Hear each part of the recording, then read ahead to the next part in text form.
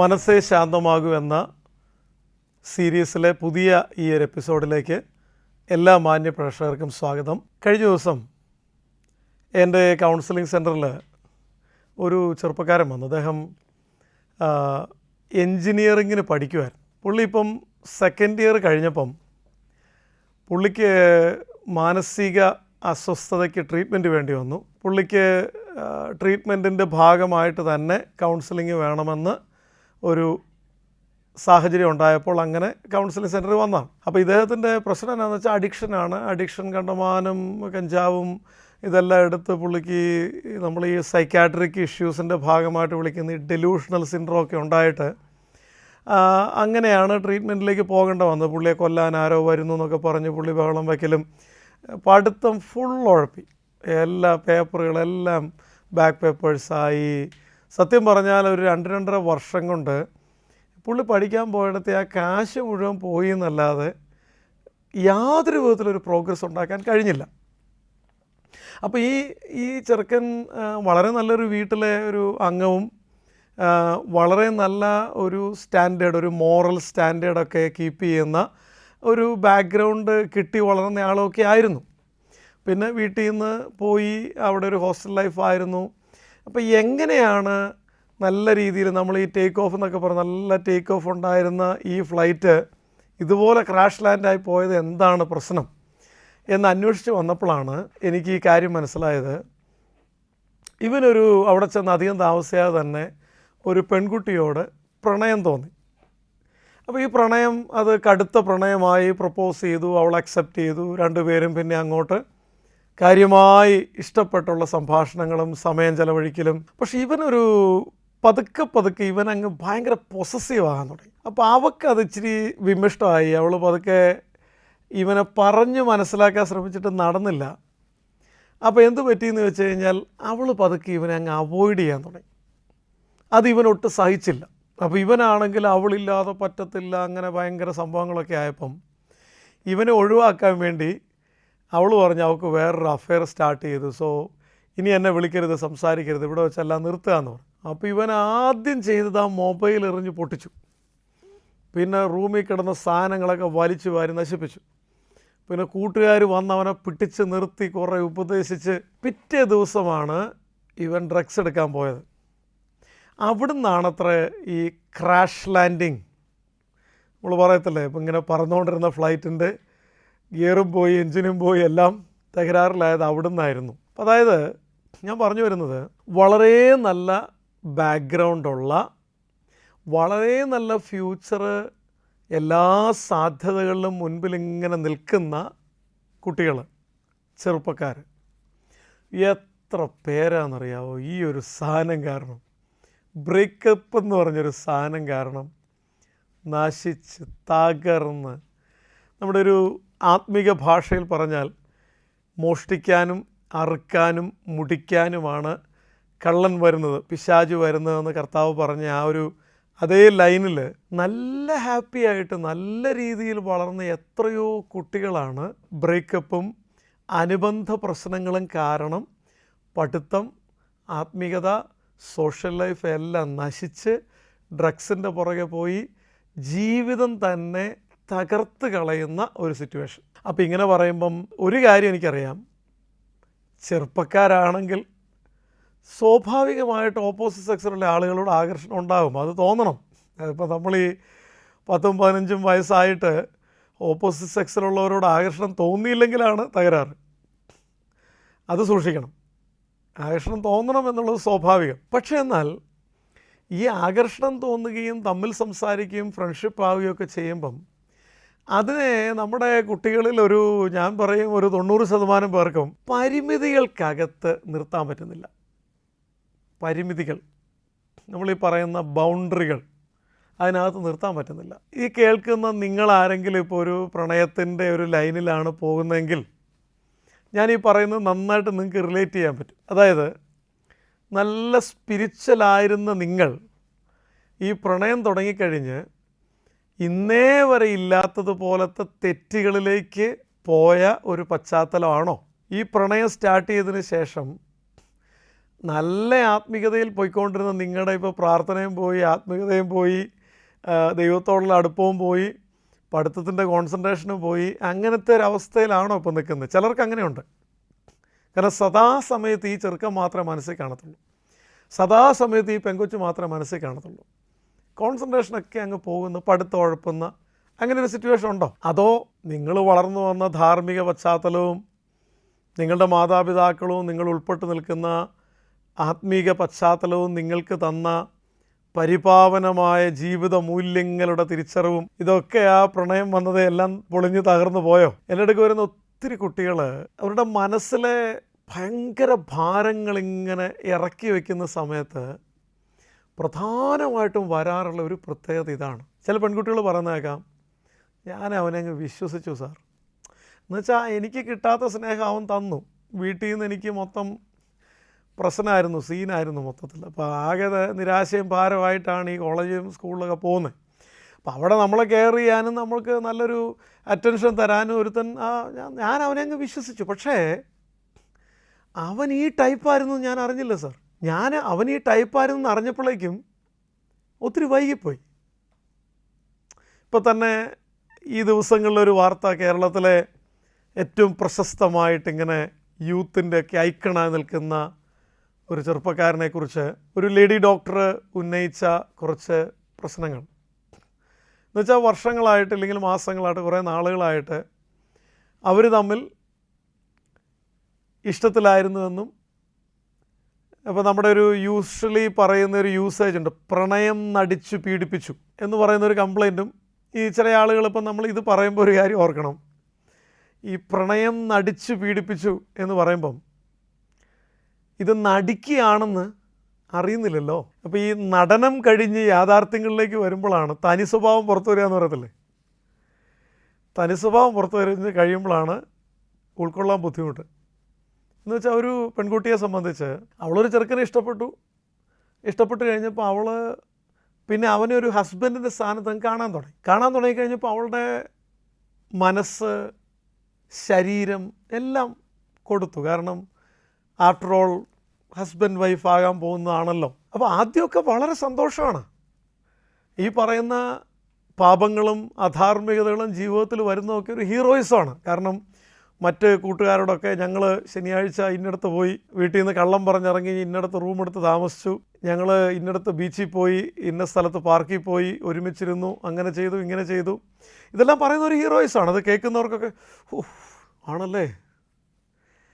അപ്പോഴൊക്കെ ഒരു നമ്മുടെ ഡോപ്പമൈൻ ബ്രെയിനിലെ ആ ഫീൽ ഗുഡ് ഹോർമോണൊക്കെ നല്ല സൂപ്പർ ലെവലിലാണ് പോകുന്നത്. പക്ഷെ ഒട്ടും പ്രതീക്ഷിക്കാത്ത സമയത്തായിരുന്നു, ഒട്ടും വിചാരിക്കാത്തതുപോലെ അവന് വേറൊരു പ്രണയം കൂടെ ഉണ്ടെന്ന് അവൾ കണ്ടു, ഇല്ലെങ്കിൽ അവൾക്ക് വേറൊരു പ്രണയം ഉണ്ടെന്ന് അവൻ കണ്ടു. ഇല്ലെങ്കിൽ ഇപ്പോൾ വന്ന് അവനിപ്പോൾ എന്നോട് വലിയ താല്പര്യമൊന്നും ഇല്ലെന്ന് തോന്നുന്നു. ഇപ്പോൾ വന്ന് അവൾക്ക് എന്നോട് സംസാരിക്കാൻ പോലും വലിയ താല്പര്യം കാണുന്നില്ല.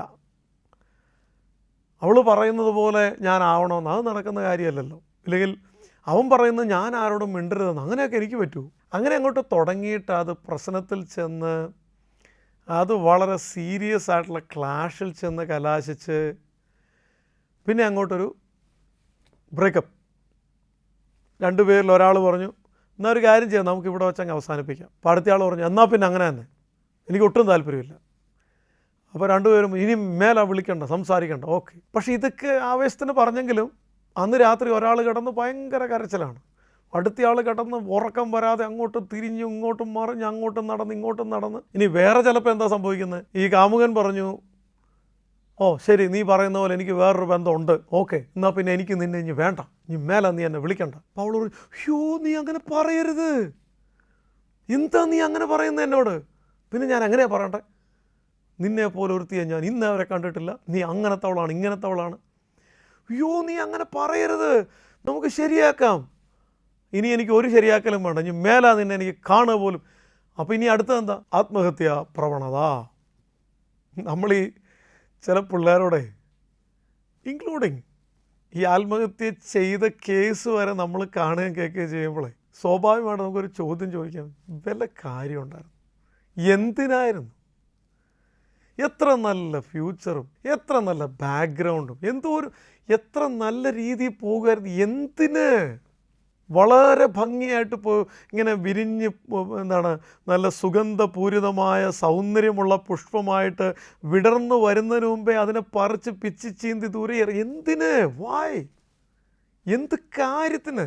അപ്പം നിങ്ങളിപ്പോൾ ഇത് കേട്ടുകൊണ്ടിരിക്കുമ്പോൾ എവിടെയൊക്കെയോ വെച്ച് നിങ്ങൾക്കിത് കണക്ട് ചെയ്യാൻ പറ്റുന്നുണ്ടെങ്കിലേ എനിക്ക് കുറച്ച് മാർഗനിർദ്ദേശങ്ങൾ പറയാനുണ്ട്. നിങ്ങൾക്ക് ഈ പ്രണയത്തെ നീതീകരിക്കാൻ നിങ്ങളിപ്പം ചെയ്തുകൊണ്ടിരിക്കുന്ന അധാർമികതകളെയും തെറ്റുകളെയും വെളുപ്പിക്കാൻ ഇഷ്ടം പോലെ കാരണങ്ങളുണ്ടായിരിക്കും.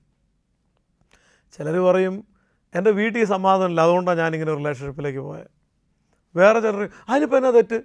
ഒരാൾ ഇഷ്ടപ്പെട്ടു, പ്രേമിച്ചു, അയാളെ തന്നെ കല്യാണം കഴിക്കും, അവന് തീർന്നില്ലേ, പ്രശ്നമില്ലല്ലോ. വേറെ ചിലർ പറയും അതെ നിങ്ങൾ പറയുന്ന പോലെ പ്രണയം ഉണ്ടെന്ന് വിചാരിച്ച് എൻ്റെ പഠിത്തം ഉഴപ്പാനും ആത്മീയത അതൊക്കെ എനിക്കറിയാം എങ്ങനെ മെയിൻറ്റെയിൻ ചെയ്യണമെന്ന്. ഇങ്ങനെയൊക്കെ ഒട്ടനവധി കാരണങ്ങൾ നിരത്തിയാണ് ഇതിലൊക്കെ മുന്നോട്ട് പോകുന്നത്. ഫൈൻ ആൻഡ് ഗുഡ്, ഓക്കെ, നിങ്ങളുടെ കാരണങ്ങൾ നിങ്ങളുടേതാണ്, ഞാനതിന് നിഷേധിക്കുന്നൊന്നുമില്ല. പക്ഷേ നമ്മളിന്ന് നമ്മുടെ ചുറ്റുവട്ടത്ത് കാണുന്ന നൂറുകണക്കിന് കേസുകളെ പോലെ ഇത് ശാശ്വതമായില്ലെങ്കിൽ നിങ്ങളുടെ ലൈഫ് വെച്ചാണ് നിങ്ങൾ കളിക്കുന്നത്.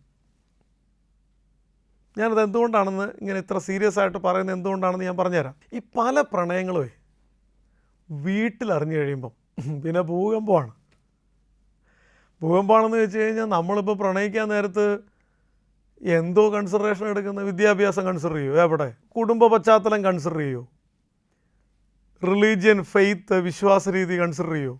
ആകെ കൺസിഡർ ചെയ്യുന്നത് എനിക്ക് കണ്ടു എന്തോ കാര്യം കൊണ്ട്, ചിലപ്പോൾ ശാരീരിക സൗന്ദര്യം, ചിലപ്പോൾ ആ കെയറിങ് മെൻറ്റാലിറ്റി, ചിലപ്പോൾ ആ കഴിവ്, ഞാനതിലങ്ങ് വീണു അല്ലേ. അതൊരു ഇംഗ്ലീഷുകാരുടെ ഒരു കറക്റ്റ് പ്രയോഗം. It's not standing in love, it's not sitting in love, it is following in love. അതൊരു കറക്റ്റ് മനസ്സിലാക്കിയത്. അപ്പം ഓക്കെ, ശരി, ഇതെല്ലാം നിങ്ങളുടെ റീസൺസാണ്. പക്ഷേ ഈ മാതാപിതാക്കൾ അറിഞ്ഞു കഴിയുമ്പോൾ ഉണ്ടല്ലോ, കൗമാരപ്രായത്തിലെ ഒരൊറ്റ പ്രണയം പോലും മാതാപിതാക്കൾ അംഗീകരിക്കില്ല. ഭൂകമ്പം ഉണ്ടാവും. പിന്നെ നിങ്ങൾക്ക് പറയാം ഹൂ കേഴ്സ്, അവർ വേണ്ടെന്ന്, ഞാൻ ഇറങ്ങിപ്പോവും. പിന്നെ ചിലരൊക്കെ പറയുന്നത് 18 വയസ്സ് കഴിഞ്ഞാൽ പിന്നെ അറിയാമല്ലോ. അല്ല, മാതാപിതാക്കളുടെ ആശീർവാദം ഇല്ലാതെ, സമൂഹത്തിൻ്റെ ആശീർവാദം ഇല്ലാതെ നിങ്ങൾ ഇറങ്ങിപ്പോയിട്ട് ശാശ്വതമായ ഒരു നല്ല കുടുംബജീവിതം എത്രത്തോളം ഒരു ഗ്യാരണ്ടി ഉണ്ടെന്ന് നമുക്ക് അറിഞ്ഞുകൂടാ. എൻ്റെ അടുത്ത് വരുന്ന ചില കേസുകൾ അതിന് വിരോധമായിട്ട് ടെസ്റ്റിഫൈ ചെയ്യുന്ന ചില കേസുകളാണ്. കാരണം ഈ പെങ്കൊച്ച് കയറി ചെല്ലുന്ന വീട്ടിൽ നേരായ മാർഗത്തിൽ കല്യാണം നടത്താത്തതുകൊണ്ട് ഇവക്ക് അർഹതപ്പെട്ടൊന്നും കിട്ടുന്നില്ലല്ലോ. സ്ത്രീധനം കിട്ടിയില്ല, വസ്തുവക കിട്ടിയില്ല. ചിലപ്പോൾ ആ ചെറുക്കൻ്റെ വീട്ടുകാർ ഈ പെണ്ണിൻ്റെ വീട്ടുകാർ ഇച്ചിരി മികച്ചതാണെങ്കിൽ തീർന്നു. ഒരു ദിവസം ആ അമ്മായിയമ്മ നീ എന്തോ കൊണ്ടാടി ഇങ്ങോട്ട് കയറി വന്നതെന്നൊരു ചോദ്യം ചോദിച്ചാൽ തീർന്നു. അതോടെ തകർന്ന് തരിപ്പണമായെന്ന് വിചാരിച്ചു. അങ്ങനെ തരിപ്പണമായ എത്ര ആൾക്കാർ എനിക്കറിയാമെന്നറിയാം. അപ്പം ഞാൻ പറഞ്ഞു വരുന്നത് പ്രണയിക്കരുതെന്നല്ല. നിങ്ങൾക്കൊരാളുടെ ഇഷ്ടം തോന്നി ആ ഇഷ്ടം നിങ്ങളുടെ മനസ്സിൽ സൂക്ഷിക്കുകയും വെക്കേണ്ട ബൗണ്ടറികൾ വെച്ച് മാത്രം സംസാരിക്കുകയും പ്രണയത്തിന് കല്യാണത്തിൻ്റെ ഒരു പ്രായം വരെയുള്ള ഒരു പക്വതയുടെ സ്പേസ് അനുവദിക്കുകയും ഒരാളെ നിങ്ങൾക്ക് ഇഷ്ടപ്പെട്ടെങ്കിൽ, നിങ്ങൾ കല്യാണപ്രായമായ ആളാണെങ്കിൽ അത് വീട്ടിൽ വന്ന് ഡിസ്കസ് ചെയ്യും. കാരണം നമ്മുടെ കൾച്ചർ അനുസരിച്ച് marriage is not a relationship between 2 individuals. അത് വെസ്റ്റേൺ കൺസെപ്റ്റാണ്. അവിടെ പാരൻസിന് ഒരു കൺട്രോളും ഇല്ല. ഒരു 15-16 വയസ്സ് കഴിഞ്ഞ് കഴിഞ്ഞാൽ പിന്നെ പിള്ളേരായി അവരുടെ പാടായി. പാരൻസിനെ ഡിപ്പെൻഡ് ചെയ്യാൻ പോലും സമ്മതിക്കുന്നത്. നമ്മളാണെങ്കിലോ നമ്മുടെ കല്യാണ ചെലവ് വരെ പാരൻസ് എടുക്കണം. അവിടെ അങ്ങനെയൊന്നുമില്ല. ഇവിടെ എന്ന് വെച്ചാൽ കല്യാണം എന്ന് പറയുന്ന 2 കുടുംബങ്ങൾ തമ്മിലുള്ള ബന്ധമാണ്. സമൂഹത്തിലെ ഒരു വലിയൊരു സാമൂഹികപരമായൊരു സംഭവമാണ്, ഒരു റിലേഷൻഷിപ്പാണ്. അതുകൊണ്ടാണ് ഇതൊക്കെ ഇഷ്യൂ ആകുന്നത്. ഇനി വേറൊരു കാര്യം ഞാൻ പറയാം. നിങ്ങളിപ്പോൾ ഒരു പ്രണയം ഉണ്ടായി കൗമാരത്തിൽ, നിങ്ങൾ അതിര് വിട്ടങ്ങ് പോയി. നമ്മൾ പറയത്തില്ല, ബെല്ലും ബ്രേക്കും ഇല്ലാതെ നിങ്ങൾ പോയി, ശരി, സംഭവിച്ചു. നിങ്ങളുള്ള ഇതെല്ലാം കഴിഞ്ഞു, ബ്രേക്കപ്പ് ആയി, ഭയങ്കര സങ്കടമായിരുന്നു. 2-3 മാസം കഴിഞ്ഞ് പതുക്കെ ആ സങ്കടത്തിൽ നിന്ന് പുറത്തു വന്നു. ശരിക്കും ഡിവോഴ്സിലൂടെ പോകുന്ന ഒരു വ്യക്തി ഏതൊക്കെ മാനസികാവസ്ഥകളിലൂടെ, ഘട്ടങ്ങളിലൂടെ പോകുമോ ആ ഘട്ടങ്ങളിലൂടെ ഒക്കെയാണ് നിങ്ങൾ പോയത്. എന്നാൽ ശരിക്കും പറഞ്ഞാൽ നിങ്ങളുടെ ആ ബ്രേക്കപ്പും കഴിഞ്ഞ് നിങ്ങൾ റിക്കവർ ചെയ്ത ആ ടൈമില്ലേ, ശരിക്കും നിങ്ങളൊരു മാനസികമായിട്ടൊരു ഡിവോഴ്സ് കഴിഞ്ഞ് പുറത്ത് വന്നു എന്നതിന് തുല്യമാണ് നിങ്ങളുടെ മെൻറ്റാലിറ്റി വരുന്നത്. ഇമോഷണലി 5-6 മാസം കഴിഞ്ഞപ്പോൾ പുതിയ ബന്ധം തുടങ്ങി. അപ്പോൾ പഴയതെല്ലാം മറന്ന് പുതിയ ആളെ ഭയങ്കരമായിട്ട് ട്രസ്റ്റ് ചെയ്ത് പിന്നെ അങ്ങോട്ട് ഈ പറഞ്ഞ പോലെ എല്ലാം കൈമാറി ശരീരം ഉൾപ്പെടെ കുറേ കഴിഞ്ഞപ്പോൾ അതും ബ്രേക്കപ്പായെന്ന് കൂട്ടിക്കും. ഈ രണ്ടാമത്തെ ബ്രേക്കപ്പിന് ആദ്യത്തെ അത്ര നമുക്ക് ഇതില്ല, നമുക്ക് അത്ര സങ്കടമില്ല. അതിൻ്റെ കാരണം എന്താണെന്ന് വെച്ചാൽ നമ്മളിപ്പം ഇച്ചിരി എക്സ്പേർട്ടായി. അപ്പോൾ രണ്ടാമത്തെ ബ്രേക്കപ്പ് കഴിഞ്ഞു, നിങ്ങൾ അതിൽ നിന്ന് റിക്കവർ ചെയ്തു. പിന്നെ അടുത്ത 5-6 മാസം കഴിഞ്ഞപ്പോൾ മൂന്നാമത്തതായി, നാലാമത്തതായി, അഞ്ചാമത്തതായി. ഇപ്പോഴത്തെ പിള്ളേർ തമ്മിൽ കാണുമ്പം ബോഡി കൗണ്ട് എത്രയുണ്ടെന്നൊക്കെയായി ചോദിക്കുന്നത്. എന്ന് വെച്ചാൽ നിങ്ങൾ എത്ര തവണ അധാർമികത ചെയ്തിട്ടുണ്ടെന്നാണ് തമ്മിൽ ഇത് എത്രാമത്തെ ബ്രേക്കപ്പാണ് എന്നൊക്കെയാണ് തമ്മിൽ ചോദിക്കുന്നത്. ഇതിനകത്തൊരു ഡേഞ്ചർ വേറൊന്നുമില്ല, ഞാൻ പറഞ്ഞുതരാം. ഡേഞ്ചർ ഇത്രയേ ഉള്ളൂ, നിങ്ങൾ ശരിക്കും ഒരു കല്യാണം കഴിക്കുന്ന സമയം വന്നപ്പോഴേക്കും ഇമോഷണലി സൈക്കോളജിക്കലി 5-6 ഡിവോഴ്സ് ചെയ്ത് നിങ്ങളങ്ങ് എക്സ്പീരിയൻസ്ഡായി. അപ്പോൾ നിങ്ങൾ കെട്ടുന്ന പുള്ളിയില്ലേ, നിങ്ങളുടെ രീതിക്കനുസരിച്ച് വന്നില്ലെങ്കിൽ പോടേ എന്നും പറഞ്ഞ് അത്രേ ഉള്ളൂ. അത് ഡിവോഴ്സ്, അടുത്ത ഡിവോഴ്സ്. എന്തുവായി പറയുന്നത്? അതല്ല നമ്മുടെ ചുറ്റുവട്ടത്ത് കണ്ടുകൊണ്ടിരിക്കുന്നത്. അപ്പോൾ എന്തുകൊണ്ടാണ് ഈ ഡിവോഴ്സുകൾ ഇങ്ങനെ പലതും നടന്നേച്ചും ചില ഡിവോഴ്സിൻ്റെ കാര്യങ്ങളൊക്കെ കേട്ടാണല്ലോ വളരെ നിസ്സാര കാര്യത്തിന്. അപ്പോൾ അങ്ങനെ പല ഡിവോഴ്സുകളൊക്കെ നടത്തി അങ്ങ് പോകുമ്പം നിങ്ങൾ വിചാരിക്കുന്നുണ്ടോ മനസ്സിന് സമാധാനം കിട്ടുമെന്ന്? No way. നമ്മുടെ മനസ്സിൻ്റെ സുഖങ്ങൾക്ക് പുറകെ ഓടി അതാണ് ജീവിതമെന്നൊക്കെ വിശ്വസിച്ച് പോകുമ്പം നമ്മളെ വിശ്വസിപ്പിച്ചിരിക്കുന്ന ഹീറോയിസത്തിൻ്റെ ഭാഗമാണ് നമുക്ക് അതൊക്കെ തോന്നുമായിരിക്കും. പക്ഷേ ആക്ച്വലി അവസാനം ബാക്കിയാവുന്നത് കുറേ ശൂന്യതയായിരിക്കും. ഞാൻ വളരെ സ്ട്രോങ് ആയിട്ട് റെക്കമെൻഡ് ചെയ്യും, നിങ്ങൾ ഇപ്പോൾ ഒരു പ്രണയത്തിലൂടെ പോകുന്ന ആളാണെങ്കിൽ നിങ്ങൾ പ്രണയിക്കുന്ന ആളും നിങ്ങളും തമ്മിലുള്ളൊരു വിവാഹത്തിനുള്ള സാധ്യത, അതിപ്പോൾ വീട്ടുകാരും കൂടെ അറിഞ്ഞ് എല്ലാവരും കൂടെ ഓക്കെ അവർ കല്യാണം കഴിക്കട്ടെ എന്നൊക്കെ പറഞ്ഞിരിക്കുന്ന സിറ്റുവേഷൻ ആണെങ്കിൽ നിങ്ങളുടെ ധാർമ്മികത സൂക്ഷിക്കുക എന്നുള്ള കാര്യം അതിനകത്തുള്ളൂ. പക്ഷേ ഒട്ടുമിക്ക കേസുകളും വീട്ടുകാർക്ക് അറിയത്തു പോലും ഇല്ലല്ലോ, അതല്ല വിഷയം. ഇനി ആവശ്യമില്ലാത്ത തെറ്റുകളൊക്കെ വന്നുകൊണ്ടിരിക്കുന്നല്ലോ. അപ്പോൾ ഇതൊക്കെയാണ് ഇതിനകത്ത് റിസ്ക് എന്ന് ഞാൻ പറയുമായിരുന്നു. അപ്പോൾ എനിക്ക് പറയാനുള്ളത്, ഒന്ന് റീതിങ്ക് ചെയ്തുകൂടെ? റീതിങ്ക് ചെയ്യാന്ന് പറഞ്ഞു കഴിഞ്ഞാൽ നിങ്ങൾക്കുള്ള ലൈഫ് ഞാൻ ആദ്യം പറഞ്ഞ പോലെ നല്ല ഭംഗിയായിട്ട് വിടർന്നു വരുന്ന ഒരു പൂവ്, അത് വിടരാൻ പോലും അനുവദിക്കാതെ അതിനെ പറിച്ച് പിച്ചി ചീന്ത് ദൂരെ എറിയുന്നത് പോലെ നിങ്ങൾക്ക് ദൈവം അനുഗ്രഹിച്ച് തന്നിരിക്കുന്ന ഈ മനോഹരമായ ജീവിതം അതെന്തിനു നശിപ്പിക്കണം? പ്രത്യേകിച്ച് നിങ്ങളൊരു 21 വയസ്സിൽ താഴെയുള്ള ആളാണെങ്കിൽ, ഒരു 18 വയസ്സിൽ താഴെയുള്ള ആളാണെങ്കിൽ, നിങ്ങളൊരു 10ാം ക്ലാസ് എന്നൊക്കെ പറയുന്നത് നല്ല ഫോക്കസ്ഡായിട്ട് പഠിച്ചില്ലെങ്കിൽ പിന്നെ +1 +2 നിങ്ങൾ ഉദ്ദേശിക്കുന്ന ഗ്രൂപ്പൊന്നും എടുക്കാൻ പറ്റത്തില്ല. അതിനകത്തും നന്നായി പഠിച്ച് കയറി വരുന്ന പിള്ളേർ പെട്ടെന്ന് ഉഴപ്പുന്ന രംഗങ്ങളുണ്ട്. ഞാൻ ഈ ഇടയ്ക്ക് ഒരു അമ്മ എൻ്റെ അടുത്ത് കൗൺസിലിങ്ങിനൊന്ന് പറഞ്ഞത്, എൻ്റെ സാറേ ഈ ചെറുക്കൻ 10ാം ക്ലാസ്സിൽ എല്ലാത്തിനും A+ വാങ്ങിച്ചാ, എല്ലാ സബ്ജക്റ്റിനും. അതാണ്ട് +1 റിസൾട്ട് വന്നിരിക്കുന്നു, 3 വിഷയത്തിൽ അവൻ തോറ്റിരിക്കുന്നത്. ഇതെന്താ സാർ ഇത്? ഇത്രയും കയറി വന്ന ഫ്ലൈറ്റ് എന്തുവാ ഇത്? രാവിലെ എഴുന്നേൽക്കുന്നുണ്ടെന്ന് ചെറുക്കൻ, 5 മണിക്ക് എഴുന്നേറ്റ് ഇവൻ പഠിക്കാനൊക്കെ ഇരിക്കുന്നുണ്ട്. അപ്പം ഞാൻ കാപ്പിയൊക്കെ കൊണ്ടുവയ്ക്കുന്ന ഇവൻ അറിയുന്ന പോലുമില്ല, ഇവൻ വേറെ ഏതോ ലോകത്താണ്. അപ്പോൾ കഴിഞ്ഞ ദിവസം കാപ്പി വെച്ചേച്ച് ഇവനിത് അറിയാതിരിക്കുന്നതുകൊണ്ട് ഞാൻ ഇവനൊന്ന് തട്ടി, മോനെ കാപ്പി എന്ന് പറഞ്ഞു. ഞാൻ ചെന്നതുപോലെ അവൻ അറിയുന്നില്ല, കണ്ണും തുറന്ന് ബുക്കിൽ നോക്കിയിരിക്കുക. അപ്പോൾ ഞാനിവനെ തട്ടിയപ്പോൾ ഇവൻ ഒരുമാതിരി ഞെട്ടി ഒരു എഴുന്നേക്കൽ. സാറേ എന്തോ ബാധ കൂടിയിട്ടുണ്ടോ എന്ന് എനിക്കൊരു സംശയം ഉണ്ടെന്ന് എന്നോട് പറഞ്ഞു. അപ്പം ഞാൻ പറഞ്ഞു, എന്നാൽ ഞാൻ ചെറുക്കനോട് സംസാരിച്ചപ്പോൾ കറക്റ്റ് ബാധ കൂടിയതാണ്. ബാധ പഠിക്കുന്നവൻ്റെ ക്ലാസ്സിലാന്നേ ഉള്ളൂ. +1 കയറി 3 മാസം കഴിഞ്ഞപ്പോഴേക്കും പോകുന്നതല്ലേ എൻ്റെ നഷ്ടപ്പെട്ട വാരിയല് എന്നൊരു തോന്നൽ. അപ്പോൾ അവളുടെ കൂടി പ്രപ്പോസ് ചെയ്തു, അവൾ അക്സെപ്റ്റ് ചെയ്തു, പിന്നെ അങ്ങോട്ട് തുടങ്ങി. അപ്പോൾ ഇവൻ എന്നോട് പറഞ്ഞൊരു കാര്യം ഞാൻ നിങ്ങളോട് പറയാം. എൻ്റെ സാറേ ഈ സബ്ജക്റ്റ് ഇതിന്ന് ഒരു ചാപ്റ്റർ ഇന്ന് പഠിച്ചിട്ടേ ഉള്ളൂ എന്നും പറഞ്ഞാൽ നമ്മൾ ഈ 5 മണിക്ക് എഴുന്നേറ്റ് ഇരിക്കുന്നത്. അപ്പോൾ കുറച്ച് നേരം കഴിഞ്ഞ് കഴിയുമ്പം നമ്മൾ ഈ വായിക്കുന്ന പേജിൽ ഇങ്ങനെ അവളുടെ മുഖം ഇങ്ങനെ തെളിഞ്ഞു വരിക സാർ. പിന്നെ ഞാനും അവളും കൂടെ നമ്മുടെ ഊട്ടിയിലെ ആ മെഡോസില്ലേ അവിടെ ഇങ്ങനെ കൈയൊക്കെ കോർത്ത് പിടിച്ച് ഇങ്ങനെ പാട്ടൊക്കെ പാടി ഇങ്ങനെ ഡാൻസൊക്കെ കളിച്ച് ആ സീനിലാണ് അമ്മ വന്ന് മോനെ കാപ്പി എന്ന് പറഞ്ഞ് തട്ടുന്നത്. എങ്ങനെ ഞെട്ടാതിരിക്കും സാർ? അപ്പം ഞാൻ പറഞ്ഞു വന്നത്, ചില ആളുകൾക്ക് പ്രണയം ഒരു അഡിക്ഷനാണ്. ഊണിലും ഉറക്കത്തിലും ചർച്ചിനകത്തിരിക്കുമ്പോഴും. കഴിഞ്ഞ ഒരു പാസ്റ്റർ പറയായിരുന്നു, ഇസ്രായേലിലെ യുദ്ധവും അത്തി തളർക്കുമ്പോൾ വേനൽ അടുത്തിരിക്കുന്നു, ഇതെല്ലാം കൂടെ വെച്ച് സൂപ്പർ ഒരു മെസ്സേജാണ് പ്രിപ്പയർ ചെയ്തത്. ഇതിങ്ങനെ പ്രസംഗിച്ചുകൊണ്ടിരിക്കുമ്പം ഒരുത്തൻ അവിടെ കണ്ണ് പാസ്റ്ററുടെ മുഖത്ത് കൈ ഇങ്ങനെ ടൈപ്പ് ചെയ്തുകൊണ്ടിരിക്കുക. അപ്പോൾ പാസ്റ്റർ വിചാരിച്ചു മെസ്സേജ് ടൈപ്പ് ചെയ്തെടുക്കുകയായിരിക്കും, കൂട്ടുകാർക്കെല്ലാം അയച്ചു കൊടുക്കാനായിരിക്കും. നല്ല മോൻ, അവൻ ചെയ്യട്ടെ. അപ്പോൾ പാസ്റ്റർ ഇങ്ങനെ നല്ല സൂപ്പർ സന്ദേശം ഇങ്ങനെ നല്ല ഒരാഴ്ച എടുത്ത് പ്രിപ്പയർ ചെയ്ത സന്ദേശം ഇങ്ങനെ പറഞ്ഞിങ്ങനെ തിരിഞ്ഞിപ്പുറത്തേക്ക് വന്നപ്പം അവിടെ ഒരു തിരിപ്പുണ്ട്. അവളും ഇത് തന്നെയാണ് പണി, കണ്ണ് പാസ്റ്ററുടെ മുഖത്ത് ഇങ്ങനെ ടൈപ്പ് ചെയ്യുന്നുണ്ട്. ഒരു സ്പെല്ലിംഗ് മിസ്റ്റേക്ക് ഉണ്ടോ എന്നൊരു സംശയം. അപ്പോൾ ആരാധന കഴിഞ്ഞപ്പം നായകനെ നായികയും വിളിച്ചു പാസ്റ്റർ. രണ്ടുപേരും ഇങ്ങോട്ട് വന്നേ, ആ ഫോണൊന്ന് അൺലോക്ക് ചെയ്തിങ്ങനെ വന്നേ. മേടിച്ചപ്പം വാട്സാപ്പ് തുറന്ന് നോക്കിയപ്പോൾ എന്നാണെന്നറിയാമോ, ഇവിടെ തകർത്തത്തി തളർത്തിരിക്കുമ്പോൾ വേനൽ അടുത്തിരിക്കുന്നു എന്നിങ്ങനെ പ്രസംഗിച്ചുകൊണ്ടിരുന്നപ്പം ഒരുത്തൻ ടെക്സ്റ്റ് വിട്ടിരിക്കുക, ഞാൻ പറഞ്ഞില്ലേ നിന്നോട് ഇന്ന് റെഡ് ചുരിദാർ ഇട്ടുകൊണ്ട് വരണമെന്ന്. എന്നുവെച്ചാൽ ചർച്ചിനകത്തിരിക്കുമ്പോഴും ആരാധനയ്ക്കിരിക്കുമ്പോഴും തലയ്ക്കകത്ത് ഈ അഡിക്ഷനാണ്. അപ്പം നമുക്ക് ഈ വികാരങ്ങളെ, ആഗ്രഹങ്ങളെ, നമ്മുടെ ഈ ബ്രെയിനിലെ ഡോപ്പമൈൻ നമ്മളിങ്ങനെ ലീഡ് ചെയ്ത് കൊണ്ടുപോകുന്ന ചില ആവേശങ്ങളെ, പിന്നെ ചിലരൊക്കെ ചില പ്രണയത്തിൽ ചെന്ന് ചാടുന്നത് കൂട്ടുകാരോട് പന്തയം വെച്ചിട്ടാണ്. അവളെ അവൻ നോക്കിയെങ്കിൽ ഞാൻ അവളെ വീഴ്ത്തും, എന്നിട്ട് പഠിച്ച പണി 18 നോക്കിയിട്ട് അങ്ങനെ വീഴ്ത്തിയെടുക്കുന്നവരോ അങ്ങനത്തെ സംഗതികളുണ്ട്.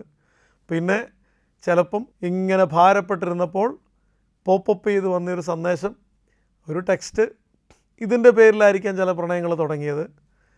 അല്ലെങ്കിൽ ഏതെങ്കിലും പശ്ചാത്തലത്തിലായിരിക്കാം നിങ്ങളുടെ ഇപ്പോൾ ഉള്ള പ്രണയം ശാശ്വതമായ ഒരു സന്തോഷകരമായ കുടുംബജീവിതത്തിൽ എൻഡപ്പ് ചെയ്യാൻ സമൂഹത്തിൻ്റെയും വീട്ടുകാരുടെയും നിങ്ങൾ ഉൾപ്പെട്ട് നിൽക്കുന്ന സഭാവിഭാഗത്തിൻ്റെയും വിശ്വാസ രീതിയുടെയും പശ്ചാത്തലം അനുസരിച്ച് സാധ്യമല്ല എങ്കിൽ ധീരമായൊരു തീരുമാനം എടുക്കണം.